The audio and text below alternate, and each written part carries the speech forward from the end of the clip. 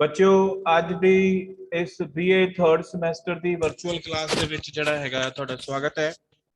ਅਸੀਂ ਆਪਣੇ ਸਿਲੇਬਸ ਦੇ ਜਿਹੜੇ ਆ ਦੋ ਚੈਪਟਰਸ ਕੰਪਲੀਟ ਜਿਹੜੇ ਆ ਕਰ ਲਏ ਹੋਏ ਨੇ ਤੇ ਦੋ ਜਿਹੜੇ ਪ੍ਰਮੁੱਖ ਕੁਐਸਚਨ ਹੈ ਉਹ ਵੀ ਅਸੀਂ ਜਿਹੜੇ ਕੰਪਲੀਟ ਕਰ ਲਏ ਹੋਏ ਨੇ। ਸੋ ਅੱਜ ਅਸੀਂ ਆਪਣੇ ਸਿਲੇਬਸ ਦਾ ਤੀਸਰਾ ਚੈਪਟਰ ਸ਼ੁਰੂ ਕਰਾਂਗੇ ਤੇ ਅੱਜ ਮੈਂ ਤੁਹਾਨੂੰ ਇਹ ਵੀ ਦੱਸ ਦਵਾਂ ਅੱਜ ਤੁਹਾਡੀ ਜਿਹੜੀ ਹੈ ਲਾਈਵ ਕਲਾਸ ਲੱਗੂਗੀ 12 ਵਜੇ ਤੇ ਜਿਹੜੇ ਆਪਾਂ ਦੋ ਚੈਪਟਰਸ ਕੀਤੀਆਂ ਉਹਦੀਆਂ ਪ੍ਰੋਬਲਮਸ ਜਿਹੜਾ ਹੈ ਅਸੀਂ ਡਿਸਕਸ ਜਿਹੜੀਆਂ ਲਾਈਵ ਕਲਾਸ ਦੇ ਵਿੱਚ ਜਿਹੜਾ ਕਰਾਂਗੇ। ਇਸੇ ਤਰ੍ਹਾਂ ਜਦੋਂ ਹਰ ਚੈਪਟਰ ਜਿਹੜਾ ਹੈਗਾ ਖਤਮ ਹੋ ਜਾਏਗਾ ਉਸ ਤੋਂ ਬਾਅਦ ਉਹਦੀਆਂ ਪ੍ਰੋਬਲਮਸ ਜਿਹੜੀਆਂ ਡਿਸਕਸ ਜਿਹੜੀਆਂ ਉਹ ਲਾਈਵ ਕਲਾਸ ਦੇ ਵਿੱਚ ਕੀਤੀਆਂ ਜਾਊਗੀਆਂ।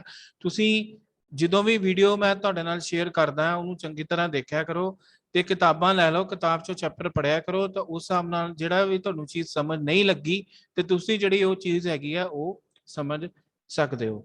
ਹੁਣ ਜਿਹੜਾ ਸਾਡਾ ਤੀਸਰਾ ਚੈਪਟਰ ਹੈ ਸਿਲੇਬਸ ਦਾ ਹੈ ਉਹ ਹੈਗਾ ਜੀ ਨੇਚਰ ਆਫ ਇੰਡੀਅਨ ਫੈਡਰਲਿਜ਼ਮ, ਮਤਲਬ ਕਿ ਭਾਰਤੀ ਸੰਘੀਏ ਢਾਂਚੇ ਦਾ ਸਵਰੂਪ। ਠੀਕ ਹੈ, ਇਹਦੇ ਉੱਤੇ ਜਿਹੜੀ ਹੈ ਅੱਜ ਚਰਚਾ ਕਰਾਂਗੇ। ਮੈਂ ਤੁਹਾਡੇ ਨਾਲ ਇੱਕ ਇੱਥੇ PPT ਜਿਹੜੀ ਹੈ ਉਹ ਸ਼ੇਅਰ ਕਰਨ ਲੱਗਾ ਹੈਗਾ। ਠੀਕ ਹੈ ਜੀ, ਇਹ PPT ਤੁਹਾਡੇ ਨਾਲ ਜਿਹੜੀ ਹੈਗੀ ਹੈ ਮੈਂ ਸ਼ੇਅਰ ਕਰ ਦਿੱਤੀ ਹੈ ਤੇ ਇਹਦੇ ਵਿੱਚ ਲਿਖਿਆ ਹੋਇਆ ਹੈ The Constitution of India provides for federal system of government through the term federation has nowhere been used। ਠੀਕ ਹੈ ਜੀ, ਹੁਣ ਧਾਰਾ ਇੱਕ ਹੈਗੀ ਹੈ ਭਾਰਤ ਦੇ ਸੰਵਿਧਾਨ ਦੀ, ਇਹ ਮੈਂ ਤੁਹਾਨੂੰ ਜਰਨਲ ਦੱਸ ਰਿਹਾ ਹਾਲੇ, ਕੁਐਸਚਨ ਵਾਈਜ਼ ਅਸੀਂ 2-4 ਮਿੰਟਾਂ 'ਚ ਆਪਣੀ ਡਿਸਕਸ਼ਨ ਜਿਹੜੀ ਆ ਉਹ ਆਰੰਭ ਕਰਦੇ ਹਾਂ ਉਹਨੂੰ। Article 1 India that is Bharat shall be union of states. ਹੁਣ ਜਿਹੜਾ ਸੰਘੀਏ ਸ਼ਬਦ ਹੈ ਭਾਰਤ ਦੇ ਸੰਵਿਧਾਨ ਦੇ ਵਿੱਚ ਕਿਤੇ ਵੀ ਨਹੀਂ ਵਰਤਿਆ ਗਿਆ। ਹੁਣ ਭਾਰਤ ਨਾ ਤਾਂ ਪੂਰੀ ਤਰ੍ਹਾਂ ਸੰਘੀਏ ਹੈ ਨਾ ਪੂਰੀ ਤਰ੍ਹਾਂ ਇਕਾਤਮਕ ਹੈ। ਸੋ ਭਾਰਤ ਦੇ ਸੰਵਿਧਾਨ ਦੇ ਵਿੱਚ ਯਾਦ ਰੱਖੋ ਸੰਘੀਏ ਵਿਸ਼ੇਸ਼ਤਾਵਾਂ ਵੀ ਵੇਖਣ ਨੂੰ ਮਿਲਦੀਆਂ ਅਤੇ ਇਕਾਤਮਕ ਸੰਵਿਧਾਨਿਕ ਵਿਸ਼ੇਸ਼ਤਾਵਾਂ ਵੀ ਦੇਖਣ ਨੂੰ ਮਿਲਦੀਆਂ। ਸੋ ਅਸੀਂ ਜਿਹੜਾ ਅੱਜ ਕੁਐਸਚਨ ਕਰਨਾ ਹੈ ਫੈਡਰਲ ਫੀਚਰਸ, ਮਤਲਬ ਜਿਹੜੇ ਇਹ ਤੁਸੀਂ ਜਿਹੜਾ ਆਪਾਂ ਮੇਨ ਕੁਐਸਚਨ ਕੀਤਾ ਸੀਗਾ ਆਪਣੇ ਭਾਰਤੀ ਸੰਵਿਧਾਨ ਦੀਆਂ ਮੂਲ ਵਿਸ਼ੇਸ਼ਤਾਵਾਂ ਦਾ ਵਰਣਨ ਕਰੋ, ਉਹਦੇ ਵਿੱਚ ਵੀ ਜਿਹੜਾ ਇਹ ਸਾਰੀਆਂ ਤੁਹਾਨੂੰ ਅਲੱਗ ਤੋਂ ਯਾਦ ਕਰਨ ਦੀ ਲੋੜ ਨਹੀਂ ਹੈ, ਉੱਥੋਂ ਹੀ ਕੱਢ ਕੇ ਪੁਆਇੰਟ ਜਿਹੜੇ ਹੈਗੇ ਆ ਇੱਥੇ ਜਿਹੜੇ ਹੈਗੇ ਆ ਉਹ ਲਿਖਦੇ ਨੇ। ਠੀਕ ਹੈ ਜੀ, ਹੁਣ ਕੁਐਸਚਨ ਲਿਖੋ critically examine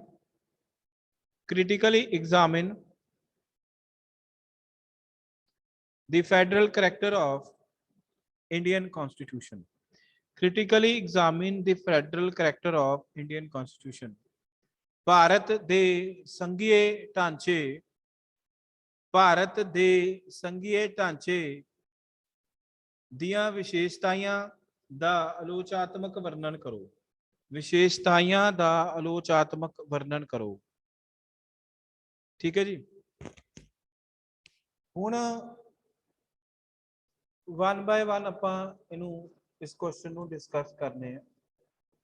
ਹੁਣ ਤੁਸੀਂ ਇਹਦੀ ਭੂਮਿਕਾ ਦੇ ਵਿੱਚ ਕੁਐਸਚਨ ਦੀ ਭੂਮਿਕਾ ਦੇ ਵਿੱਚ ਕੀ ਲਿਖਣਾ ਹੈ? ਕੁਐਸਚਨ ਦੀ ਭੂਮਿਕਾ ਦੇ ਵਿੱਚ ਬੇਸਿਕਲੀ ਤੁਸੀਂ ਦੱਸਣਾ ਹੈ ਕਿ ਜਿਹੜਾ ਭਾਰਤ ਹੈਗਾ ਉਹ ਵਿਭਿੰਨਤਾਵਾਂ ਦਾ ਦੇਸ਼ ਹੈ। ਭਾਰਤ ਦੇ ਵਿੱਚ ਅਲੱਗ-ਅਲੱਗ ਧਰਮਾਂ, ਅਲੱਗ-ਅਲੱਗ ਜਾਤੀਆਂ, ਅਲੱਗ-ਅਲੱਗ ਭਾਸ਼ਾਵਾਂ ਬੋਲਣ ਵਾਲੇ ਜਿਹੜੇ ਆ ਲੋਕ ਇੱਥੇ ਨਿਵਾਸ ਕਰਦੇ ਆ।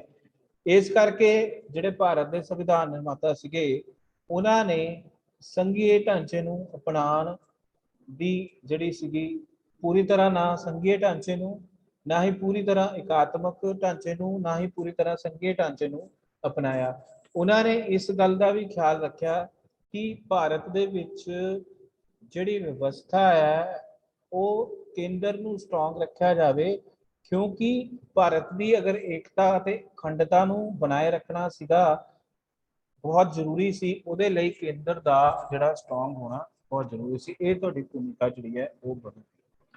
ਹੁਣ ਮੈਂ ਤੁਹਾਨੂੰ ਜਿੱਦਾਂ ਅੱਗੇ ਵੀ ਦੱਸਿਆ ਆ ਜਿਹੜਾ ਆਰਟੀਕਲ ਹੈਗਾ article 1 India that is Bharat shall be union of states. ਠੀਕ ਹੈ ਜੀ, ਹੁਣ ਇਹਦੇ ਵਿੱਚ ਆਰਟੀਕਲ 1 ਹੈ ਭਾਰਤ ਦੇ ਸੰਵਿਧਾਨ ਦਾ, ਉਹਦੇ ਵਿੱਚ ਲਿਖਿਆ ਹੋਇਆ Bharat that is India shall be union of states. Union of states ਜਿਹੜੇ ਜਿੱਦਾਂ ਪੰਜਾਬ, ਹਰਿਆਣਾ, ਹਿਮਾਚਲ ਪ੍ਰਦੇਸ਼, ਕੇਰਲਾ, ਆਂਧਰਾ ਪ੍ਰਦੇਸ਼, ਇਹ ਸਾਰੇ ਜਿਹੜੇ ਸਾਡਾ ਕਹਿ ਲਓ ਯੂਨੀਅਨ ਆਫ ਸਟੇਟਸ ਜਿਹੜਾ ਸ਼ਬਦ ਵਰਤਿਆ ਗਿਆ ਇਹਨਾਂ ਵਾਸਤੇ ਵਰਤਿਆ ਗਿਆ। अगर मैं इन्हू बहुत सिंपल भाषा च कहां, ये जिहड़ा शब्द है यूनियन ऑफ स्टेट्स, जिहड़ा उहदी जिहड़ी वरतों हैगी है वो इस सेंस दे विच जिहड़ा हैगा ज्यादा जिहड़ी हैगी है वो कीती गई है। सो पार्ट्स ने मतलब ਹੁਣ ਆਪਾਂ ਸਟੇਟ ਕਿਹਨੂੰ ਕਹਿੰਦੇ ਆ, ਇਹ ਇੱਥੇ ਇਹ ਦੱਸਣਾ ਬਹੁਤ ਜ਼ਰੂਰੀ। ਤੁਸੀਂ ਪਿਛਲੇ ਸਾਲ ਸਟੇਟ ਦਾ ਚੈਪਟਰ ਪੜ੍ਹਿਆ ਸੀਗਾ ਫਸਟ ਸਮੈਸਟਰ ਦੇ ਵਿੱਚ। ਰਾਜ ਬਣਾਉਣ ਵਾਸਤੇ 4 ਤੱਤਾਂ ਦੀ ਲੋੜ ਪੈਂਦੀ ਹੈ।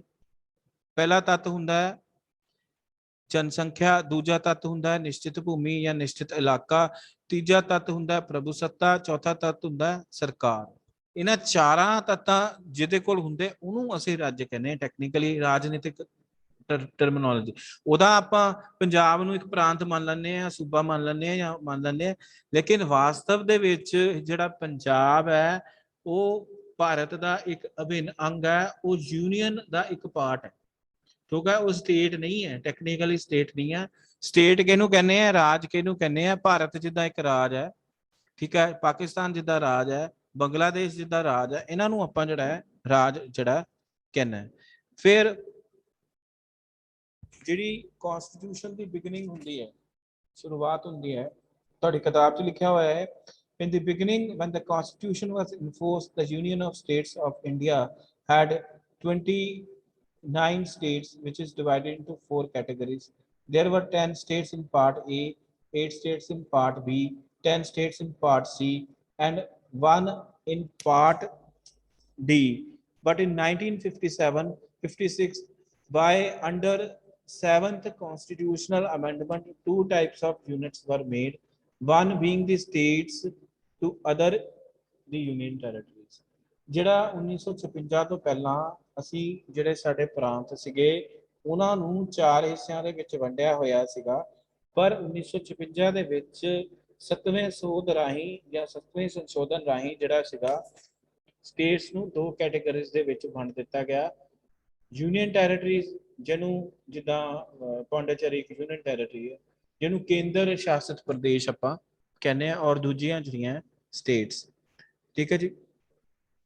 ਹੁਣ ਅਗਰ ਇਹਦੀਆਂ ਪ੍ਰਮੁੱਖ ਆਪਾਂ ਵਿਸ਼ੇਸ਼ਤਾਵਾਂ ਦੀ ਗੱਲ ਕਰੀਏ, ਦੋਹਰੀ ਸ਼ਾਸਨ ਵਿਵਸਥਾ, ਇਹ ਪੁਆਇੰਟ ਤੁਹਾਡੇ ਜਿਹੜੇ ਆਪਾਂ ਮੂਲ ਸੰਵਿਧਾਨਿਕ ਵਿਸ਼ੇਸ਼ਤਾਵਾਂ ਕੀਤੀਆਂ ਸੀ ਉਹਦੇ ਵਿੱਚ ਵੀ ਇਹਦੀ ਅਸੀਂ ਜਿਹੜੀ ਹੈ ਚਰਚਾ ਕੀਤੀ ਸੀ। ਹੁਣ ਇਸ ਤੋਂ ਪਹਿਲਾਂ ਮੈਂ ਤੁਹਾਨੂੰ ਵਿਸ਼ੇਸ਼ਤਾਵਾਂ ਬਾਰੇ ਦੱਸਾਂ ਤਾਂ ਆਪਾਂ ਸਾਨੂੰ ਇਹ ਪਤਾ ਹੋਣਾ ਚਾਹੀਦਾ ਹੈ ਕਿ ਸੰਘਵਾਦ ਜਾਂ ਸੰਘੀय ਢਾਂਚਾ ਕੀ ਹੁੰਦਾ ਹੈ, ਫੈਡਰਲ ਸਿਸਟਮ ਕੀ ਹੁੰਦਾ ਹੈ। A federation is an association in which several states are united together in common matters or independent in other matters. ਠੀਕ ਹੈ ਜੀ। ਹੁਣ ਸੰਘੀय ਢਾਂਚਾ ਕੀ ਹੁੰਦਾ ਹੈ, ਜਿਹਦੇ ਵਿੱਚ ਇੱਕ ਇਹੋ ਜਿਹਾ ਢਾਂਚਾ ਜਿਹਦੇ ਵਿੱਚ ਵੱਖ-ਵੱਖ ਸਟੇਟਸ ਜਿਹੜੀਆਂ ਆਪਸ ਦੇ ਵਿੱਚ ਜਿਹੜੇ ਕਾਮਨ ਮਸਲੇ ਹੁੰਦੇ ਉਹਨਾਂ ਤੇ ਸਹਿਮਤੀ ਬਣਾ ਕੇ ਜਿਹੜਾ ਦੇਖੋ ਜੀ संघीय व्यवस्था 2 तरह की हो सकती है, लूज फेडरेशन हो सकती है या जी है स्ट्रॉन्ग फेडरेशन हो सकती है। लूज फेडरेशन मतलब कि तुसी कुछ मुद्दों उत्ते जिहड़ा है एक समझौता कर लिया स्टेट्स ने फैडरल सिस्टम दे विच, समझौता करके जिहड़ा हैगा तुसी कॉमन जिद्दां डिफेंस करंसी ये हो गया वो हो गया, ठीक है। नाल दी नाल जिहड़ा तुहाडे प्रांत है उन्हां दे अपने संविधान भी है, तुसी इंडिपेंडेंट भी है। सो एक तो इदा की जी है संघीय ढांचा सानू देखने का मिलता है, ठीक है जी। और तीसरी जी गल ये इंपॉर्टेंट हैगी है लूज, एक हो गई स्ट्रॉन्ग, जिदा भारत ने जी व्यवस्था अपनाई हुई है या अमेरिका के है। अमेरिका की है कि अमेरिका के उत्थे दी प्रांतां है उत्थे वो वर्ड यूज किया हो गया, फैडरेशन वर्ड यूज भी होया है, तो उत्थे दी प्रांतां दे अपने संविधान भी है, एक केंद्रीय संविधान भी है। वो संविधान जिहड़े है केंद्रीय संविधान के नाल जिहड़ा हैगा मेल खांदे, ठीक है जी, समझ गए। हुण इत्थे फेडरलिज्म की है, an agreement between states and centre to work together. संघवाद या संघीय ढांचा की है जिहदे विच केंद्र सरकार और राज्य सरकारां दे विचकार शक्तियां जिहड़ियां वंडियां होईयां हुंदियां उहनूं आपां फेडरल सिस्टम जिहड़ा है कहंदे। उस तो बाद फेडरेशन जिहड़ा शब्द है कित्थों आया है, federation word comes from Latin word feudus, feudus तो बने हैं फेडरेशन शब्द। feudus means contract, in federation contract between center and states। हुण भारत दे विच की है, भारत दे विच there is no contract between states and center, ठीक है। सिर्फ शक्तियां का विभाजन किया गया है कि ये विषय ਵਿਸ਼ਿਆਂ ਦੇ ਵਿਸ਼ੇ ਰੱਖੇ ਗਏ ਨੇ, ਸੌਰੀ ਵਿਸ਼ਿਆਂ ਦਾ ਜਿਹੜੀ ਹੈ ਪ੍ਰੋਵੀਜ਼ਨ ਰੱਖੀ ਗਈ ਹੈ ਸੰਵਿਧਾਨ ਦੇ ਵਿੱਚ। ਵਿਸ਼ਿਆਂ ਦੀ ਪ੍ਰੋਵੀਜ਼ਨ ਦਾ ਮਤਲਬ ਹੈ ਕਿ ਜਿੱਦਾਂ ਕੇਂਦਰ ਸਰਕਾਰ ਜਿਹੜੀ ਹੈ ਲਗਭਗ ਜਿਹੜਾ ਹੈ 97 ਤੋਂ 98 ਵਿਸ਼ਿਆਂ ਉੱਤੇ ਕਾਨੂੰਨ ਬਣਾ ਸਕਦੀ, ਕੇਂਦਰ ਸਰਕਾਰ ਹੀ ਉਹਨਾਂ ਤੇ ਕਾਨੂੰਨ ਬਣਾਉਂਦੀ ਹੈ। ਉਹ ਵਿਸ਼ੇ ਵੀ ਜਿਹੜੇ ਹੈ ਡਿਫਾਈਨ ਕੀਤੇ ਗਏ ਆ। ਫਿਰ ਅਗਰ ਗੱਲ ਕਰੀਏ ਅਸੀਂ ਆਪਾਂ ਜੇ ਗੱਲ ਕਰੀਏ ਵਿਵਸਥਾ ਦੀ, ਅਗਰ ਗੱਲ ਕਰੀਏ ਜਾਂ ਫੈਡਰੇਸ਼ਨ ਦੀ ਅਸੀਂ ਗੱਲ ਕਰੀਏ, ਠੀਕ ਹੈ, ਉਹਦੇ ਵਿੱਚ ਕੀ ਹੈਗਾ ਕਿ ਜਿਹੜੇ ਸੈਂਟਰ ਔਰ ਸਟੇਟਸ ਹੈਗੀਆਂ ਹੈ ਔਰ ਸਟੇਟ ਗਵਰਨਮੈਂਟਸ ਜਿਹੜੀਆਂ ਹੈਗੀਆਂ ਉਹਨਾਂ ਨੂੰ ਵੀ ਕੁਝ ਵਿਸ਼ੇ ਦਿੱਤੇ ਗਏ ਜਿਨ੍ਹਾਂ ਉੱਤੇ ਉਹ ਕਾਨੂੰਨ ਬਣਾ ਸਕਣ। ਸੋ ਭਾਰਤ ਦੇ ਵਿੱਚ ਸੰਘੀय ਵਰਡ ਕਿਤੇ ਯੂਜ਼ ਨਹੀਂ ਕੀਤਾ ਗਿਆ, ਪਰ ਦੇਸ਼ ਦੀ ਸਥਿਤੀ ਨੂੰ ਰੱਖਦਿਆਂ ਹੋਇਆ ਸਟਰੋਂਗ ਸੈਂਟਰ ਰੱਖਿਆ ਗਿਆ ਔਰ ਸ਼ਕਤੀਆਂ ਦਾ ਵਿਭਾਜਨ ਕੀਤਾ ਗਿਆ। ਇਦਾਂ ਦੀ ਵਿਵਸਥਾ ਸਾਨੂੰ ਕੈਨੇਡਾ ਦੇ ਵਿੱਚ ਦੇਖਣ ਨੂੰ ਮਿਲੀ ਹੈ। ਠੀਕ ਹੈ ਜੀ। ਹੁਣ ਇਹਦੀਆਂ ਵਿਸ਼ੇਸ਼ਤਾਵਾਂ ਤੇ ਆ ਜਾਏ। Dual polity. ਡਿਊਅਲ ਪੋਲਿਟੀ ਦਾ ਮਤਲਬ ਦੋਹਰੀ ਸ਼ਾਸਨ ਵਿਵਸਥਾ, ਮਤਲਬ ਸ਼ਕਤੀਆਂ ਜਿਹੜਾ ਮੈਂ ਦੱਸ ਚੁੱਕਾ ਤੁਹਾਨੂੰ, ਕੇਂਦਰ ਸਰਕਾਰ ਔਰ ਰਾਜ ਸਰਕਾਰਾਂ ਦੇ ਵਿਚਕਾਰ ਵੰਡੀਆਂ ਹੁੰਦੀਆਂ ਹਨ। ਫਿਰ ਡਿਵੀਜ਼ਨ ਆਫ ਪਾਵਰਸ ਹੈ, ਸ਼ਕਤੀਆਂ ਦੀ ਵੰਡ ਕੀਤੀ ਗਈ ਹੈ।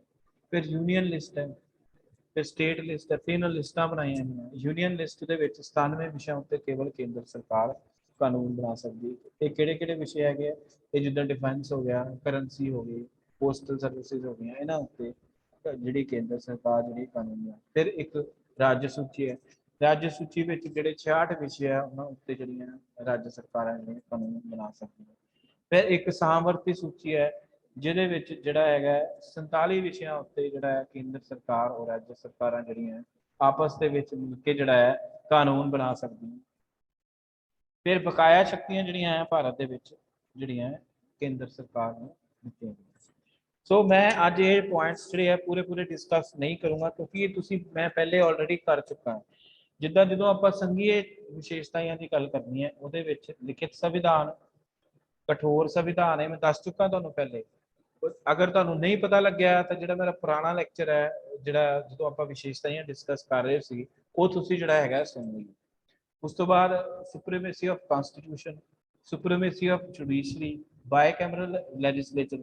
ਬਾਇਕੈਮਰਲ ਲੈਜਿਸਲੇਚਰ ਕਹਿੰਦੇ ਆ ਦੋ ਸਦਨੀ ਵਿਧਾਨ ਮੰਡਲ, ਮਤਲਬ ਜਿਹੜੀ ਨਿਆਂਪਾਲਿਕਾ ਹੈ ਉਹਦੀ ਸਰਵੋੱਚਤਾ ਦਾ ਪ੍ਰਵਿਧਾਨ ਰੱਖਿਆ ਗਿਆ। ਫਿਰ ਦੂਸਰੀ ਗੱਲ ਸੰਵਿਧਾਨ ਦੀ ਜਿਹੜੀ ਸਰਵੋੱਚਤਾ ਹੈ ਉਹ ਵੀ ਸਾਡੇ ਸੰਵਿਧਾਨਿਕ ਇੱਕ ਫੈਡਰਲ ਵਿਸ਼ੇਸ਼ਤਾ ਜਿਹੜੀ ਹੈ ਉਹ ਹੈਗੀ। ਠੀਕ ਹੈ ਜੀ। ਸੋ ਅਸੀਂ ਇਹ ਸਾਡੇ ਕੁਝ ਸੰਵਿਧਾਨ ਦੀਆਂ ਕੁਝ ਜਿਹੜੀਆਂ ਸੀਗੀਆਂ ਤੁਸੀਂ ਕਹਿ ਲਓ ਫੈਡਰਲ ਫੀਚਰਸ ਹੈਗੀਆਂ। ਠੀਕ ਹੈ ਜੀ। ਠੀਕ ਹੈ। ਸੋ ਮੈਂ ਅੱਜ ਦਾ ਆਪਣਾ ਲੈਕਚਰ ਜਿਹੜਾ ਵੀਡੀਓ ਲੈਕਚਰ ਖਤਮ ਕਰਦਾ। ਮੈਂ ਜਿੱਦਾਂ ਪਹਿਲੇ ਵੀ ਤੁਹਾਨੂੰ ਦੱਸ ਚੁੱਕਾ, ਗਰੁੱਪ 'ਚ ਵੀ ਪਹੁੰਚ ਚੁੱਕਾ ਕਿ ਤੁਹਾਡਾ ਅੱਜ ਜਿਹੜੀ ਹੈ ਲਾਈਵ ਕਲਾਸ ਵੀ ਲੱਗੂਗੀ।